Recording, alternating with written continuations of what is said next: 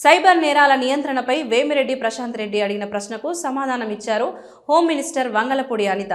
నిరుద్యోగ యువతను ఆకర్షించి మయన్మార్ కేంద్రంగా సైబర్ నేరగాలు రెచ్చిపోతున్నారని, దీనిపై యువతీ యువకులకు అవగాహన కల్పిస్తున్నట్లుగా తెలిపారు వంగలపూడి అనిత.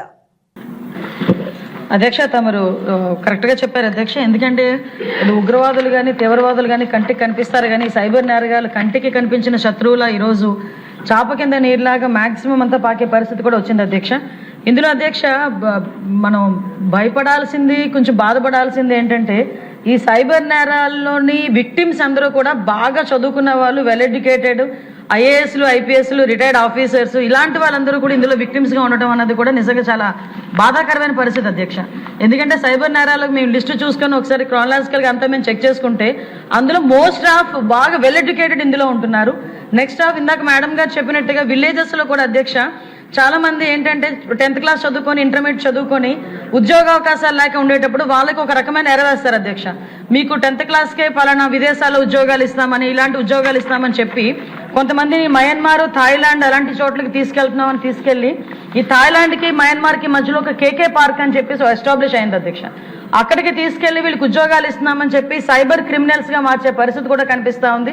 రీసెంట్గా మన ఆంధ్రప్రదేశ్ నుంచి దగ్గర 110 మంది వాళ్ళని కూడా మనం రెస్క్యూ చేసి మన కేంద్ర మంత్రి రామ్మోహన్ నాయుడు గారు సారథ్యంలో ఇక్కడ కూడా తీసుకురావడం జరిగింది అధ్యక్ష. ఎస్పెషల్లీ ఇందాక మనం మాట్లాడుకుంటున్న అధ్యక్ష, ఒకసారి ఇక్కడ ఏమవుతుందంటే మెయిన్ సైబర్ క్రైమ్కి సంబంధించి అవగాహన అయితే చాలా క్లియర్గా అవసరం అవుతుంది అధ్యక్ష. ఈ అవగాహన కార్యక్రమాలు ఏర్పాటు చేయడానికి ప్రత్యేకంగా సైబర్ పోలీస్ డిపార్ట్మెంట్ వాళ్ళు, ముఖ్యంగా మన కూటమి ప్రభుత్వం వచ్చిన తర్వాత దగ్గర 1596 అవేర్నెస్ ప్రోగ్రామ్స్ క్రియేట్ చేశాం అధ్యక్ష.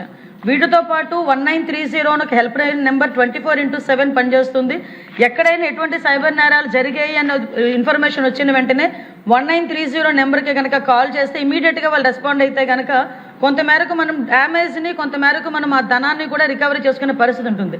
కాకపోతే వీళ్ళు ఒక భయం క్రియేట్ అవుతుంది అధ్యక్ష. డిజిటల్ అరెస్ట్లు అని చెప్పి ఒక పక్క ఓటీపీలని, కేవైసీలని, జాబ్ ఇప్పిస్తామని, ఇంకా రకరకాల ఆఖరికి మహిళల్ని కూడా ఎరవేసి ఈ సైబర్ క్రైమ్స్లో కూడా ఇన్వాల్వ్ చేసే పరిస్థితులు కూడా కనిపిస్తున్నాయి అధ్యక్ష.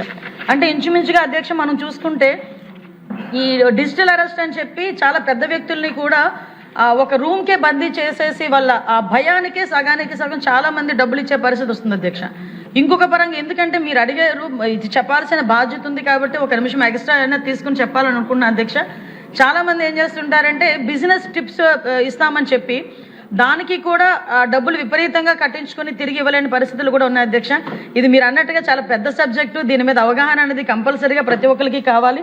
దాని మీద గౌరవ ముఖ్యమంత్రి గారు ప్రత్యేకంగా దృష్టి పెట్టి ఈ సమస్యను అతి త్వరితగతిన పరిష్కరించాలనే ఉద్దేశంతోనే ప్రతి జిల్లాలోని కూడా సైబర్ క్రైమ్ పోలీస్ స్టేషన్స్ ఉండాలి, సైబర్ క్రైమ్ ఎస్టాబ్లిష్మెంట్ కూడా పెంచాలనే ఉద్దేశం